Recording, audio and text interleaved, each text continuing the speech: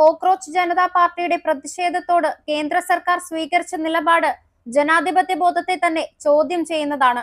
രാജ്യത്തിന്റെ ഭാവി നിർണ്ണയിക്കുന്ന പരീക്ഷാ സംവിധാനത്തിൽ തുടർച്ചയായി ഉയരുന്ന ക്രമക്കേടുകൾക്കെതിരെ യുവാക്കൾ തെരുവിലിറങ്ങുമ്പോൾ അവരുടെ ചോദ്യങ്ങൾക്ക് മറുപടി നൽകേണ്ടത് ഒരു ജനാധിപത്യ സർക്കാരിന്റെ ഉത്തരവാദിത്തമാണ്.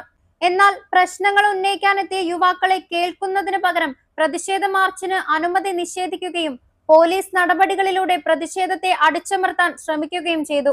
ഒരു ജനാധിപത്യ രാജ്യത്തിൽ ഭരണകൂടം വിമർശനങ്ങളെ നേരിടേണ്ടത് ജനാധിപത്യ രീതിയിലാണ്, ലാത്തിയിലൂടെയല്ല.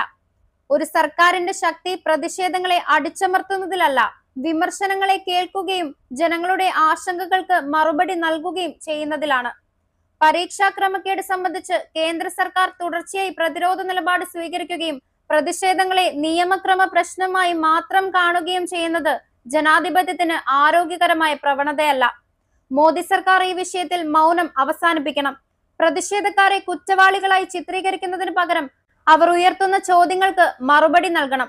കൂടാതെ വിദ്യാർത്ഥികളുടെ ഈ പ്രതിഷേധത്തിന് കാരണക്കാരനായ യാതൊരു യോഗ്യതയുമില്ലാത്ത വിദ്യാഭ്യാസ മന്ത്രി ധർമ്മേന്ദ്ര പ്രധാൻ രാജിവെച്ചേ മതിയാകൂ. ഭരണം കയ്യിലുണ്ടെന്ന് കരുതി എന്തും കാണിക്കാം, എന്തും ചെയ്യാം എന്ന പ്രവണതയാണ് ഇവരിൽ നിന്നും കുറെ നാളായി കണ്ടുവരുന്നത്. അതിന്റെ ദയനീയാവസ്ഥ ഇപ്പോൾ എത്തി നിൽക്കുന്നത് നാളെ രാജ്യത്തെ വാർത്തെടുക്കേണ്ട തലമുറയുടെ വിദ്യാഭ്യാസ രംഗത്താണ്. അതിനാൽ ഇതിനെതിരെ ശബ്ദമുയർത്തണം.